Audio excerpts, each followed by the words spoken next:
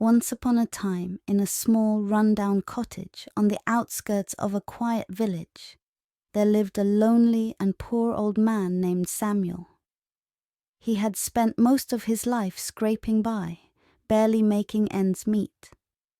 Samuel's humble abode was shrouded in mystery and gossip, for it was said to be haunted by a ghost. The ghost, or so the rumors went, was a poor soul who had met a tragic end in this very cottage many years ago. Some said it was the ghost of a young woman who had died of a broken heart, while others claimed it was the spirit of an old man who had lost everything in a terrible storm. Samuel paid little attention to these stories. He couldn't afford to leave the cottage, nor did he have anywhere else to go.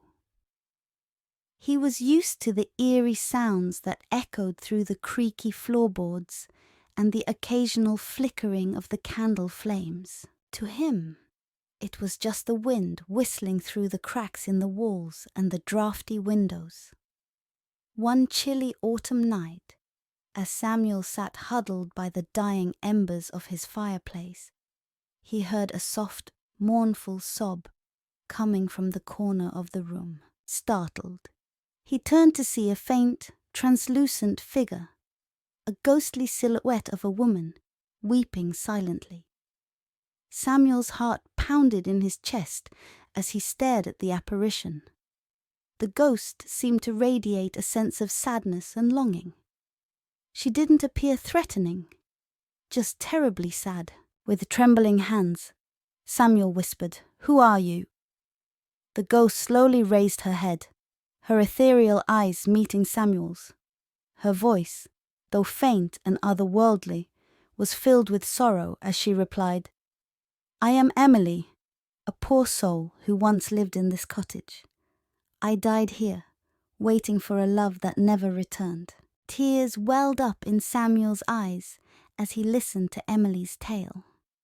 She spoke of lost love, dreams unfulfilled, and a life cut short by tragedy. Samuel, too, had experienced his share of hardship, and he felt a strange kinship with the ghostly woman. Over time, Samuel and Emily shared their stories and their loneliness.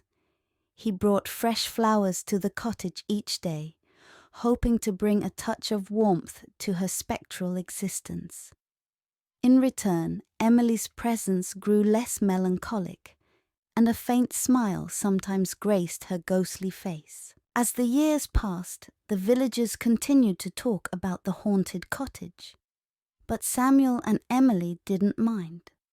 They had found companionship in each other's company, and Samuel was no longer poor in spirit.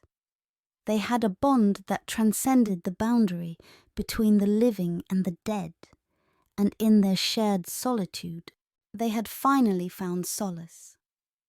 And so, in that small, run-down cottage on the outskirts of the village, a poor ghost and a lonely man lived out their days together, finding comfort in each other's presence and teaching the villagers that sometimes, even in the strangest of circumstances, true companionship could be found in the most unexpected places.